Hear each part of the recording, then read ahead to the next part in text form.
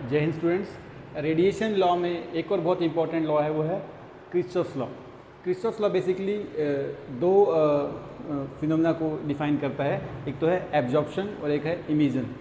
यानी कोई बॉडी जो ऊर्जा का उत्सर्जन करती है और ऊर्जा का अवशोषण करती है, यानी रेडिएशन को जो एब्जॉर्ब करती है और इमिशन जो उसका करती है, उसी को ध्यान रख कर ये किरचॉफ्स लॉ दिया गया है कि वो कैसे एक दूसरे को रिलेट करते हैं। तो एब्जॉर्प्टिव जो पावर है, एब्जॉर्प्टिव पावर जो है वो डिफाइन करती है इमिसिव पावर को। यानी किसी भी बॉडी का जो इमिशन है वो उसके एब्जॉर्प्शन पे डिपेंड होता है।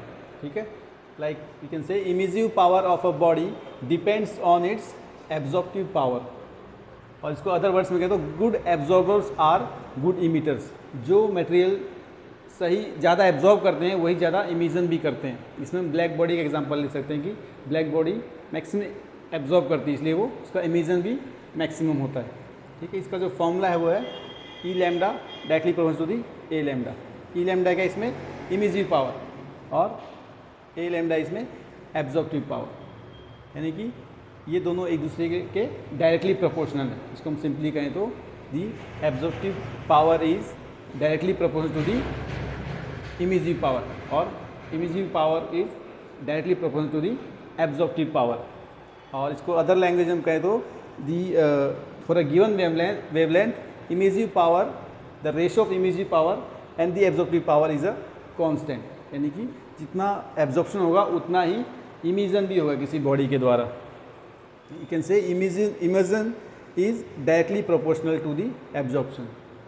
सिंपल बिल्कुल आप शब्दों में अगर किरचॉफ्स लॉ को डिफाइन करोगे तो हम कह सकते हैं तो emission is directly proportional to the absorption.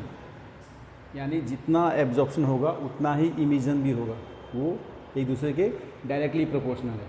यानी किसी ऑब्जेक्ट का इमिशन जो है उसके एब्जॉर्प्शन पे डिपेंड करता है।